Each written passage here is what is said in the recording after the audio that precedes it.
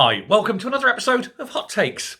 Now, I've got to go and put my hand up and say I find it very difficult to defend Labour in any way, shape or form at the moment, especially given what Keir Starmer's doing down in London with his corrupt cabal of crooks, cronies and cretins.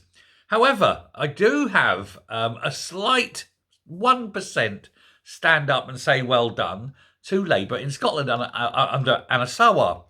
For today, they're releasing a document, a report really, highlighting the problems with Scotland under the SNP in regards to finances, money, people's poverty and such things like that. And they're saying that for far too long, the SNP have mismanaged everything that they've managed to get their little protuberances on, and it has had a devastating effect both on the national economy and on people's personal economies and their incomes, and their entire lifestyles are changing through this more or less enforced, directed and absolutely intended levels of poverty that they're seeing. If you can make people miserable and then blame Westminster, you're trying to reap the rewards. But of course it isn't Westminster. People are starting to see through this now, of course, which is why the SNP's popularity is plummeting, why its membership is shrinking, why more and more people are voting elsewhere. It's just a shame a lot of them went to Labour, but that can't be helped. But it is the Scottish people themselves that are footing the bill for this ineptitude by just about everyone in the SNP, this whole government, for 17 years. Now, this dossier will highlight a lot of the issues, a lot of the problems, a lot of the faults, and he'll say to people, look, this, and this, and this, and it's like this whole laying out of problems. And of course, this will be including things like the higher tax rates that Scots enjoy, or the lower investment per capita from private companies looking to expand, for example.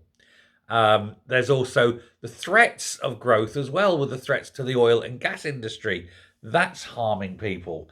You're getting cuts to council budgets, which is reducing services. The services generally that aren't at council level but national level, they too are being cut. Everywhere is being cut. Now they say, oh, we're putting more money than ever in. Yes, but the rises are below inflation and are therefore real-time cuts. They're giving super pay rises to people who have not increased the productivity to deserve it. And just generally everything is falling apart, seizing up, rusting. Nothing is working.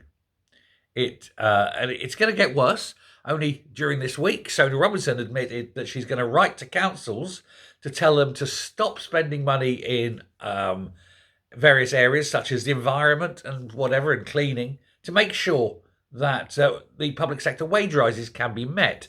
And there's now talk, of course, of reversing and rejecting the council tax, get back, the council tax freeze, because it's just unsustainable. And that, of course, would be the final kick in the balls for Humza Yousaf, when his one great idea, bing, is seen to be a complete failure and people have to reverse it. Oh dear, what a shame. Move on. But it is just absolute mayhem, and it is intended. It's all intended. No one is saying that these things are happening by, all these consequences are accidental. They're all thought out. They know what will happen, and yet they do it. And families are struggling to make ends meet. Old people are fuel impoverished in a nation with so much energy. How can there possibly be fuel poverty unless you're actually working at it? Which, of course, I think they are. But the SNP, so say Scottish Labour and Anna Sarwar, they say that the SNP must stop making excuses. They must stop blaming Westminster. They must stop blaming England. They must look inwardly toward themselves. For they are the ones that have done this. They are the ones that have caused these things to be. It is deliberate policy, and of course it is. They are told in advance what will happen. They are told what the consequences of any of their policies will be. And they choose, of course, to ignore those consequences because they know better. And they know that it's going to be destructive, but they've already, before they've decided to do it, got their excuses there. England, Westminster, COVID, Brexit, aliens, you name it, it's never the SNP. They need to stop spinning the lines of bullshit. They need to stop lying to the people. They need to get on and do the job they're appointed to. But of course they can't, because they have this single obsession with independence. And they are blinded by that to everything else, all the things that matter: health, education, transport, the economy. Blinded. Because unless it goes through that lens of independence, they can't function. You know, oh, let's buy some books for schools. Will they be books on independence? Well, we'll make sure there are books for independence. That's more or less how they think.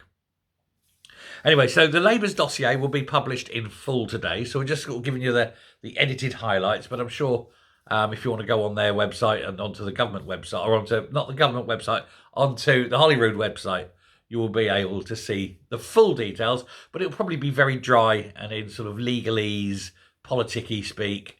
I'm just giving you the sort of the quick précis on what's going to be in it. And of course, the biggest problem of all that they've got is the progressive tax system, as they like to say. Oh, it's a progressive tax system. Yes, and it sounds good, and it should. I mean, progressive tax is good to a point. But when you progress too much and you drive investment out, you drive skills out, you drive the educated out, you drive the entrepreneurs out, what you're left with is what you've got now: a failing state. Why would anyone invest in Scotland? Why would anyone go there and create jobs when you can go south of the border, do something very, very similar, and keep a lot more of your money? It's weird, isn't it? It's weird. And they think it's a good thing. And it is a good thing. It's just not very good for Scotland. You need to attract these people.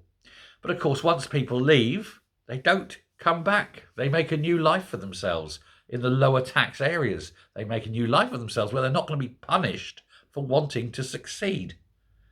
Alas, that's not modern day Scotland, where success is toxic. But there we go. So yeah, it'll be out today. And Sarwar has nailed it. I've got to give him his due. Don't like it. Makes the words bitter in my mouth. But yes, Labour, totally, have got this one right. And they're blaming the right people, the SNP government, who have destroyed Scotland over the last 17 years.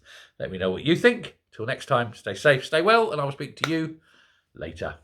Bye.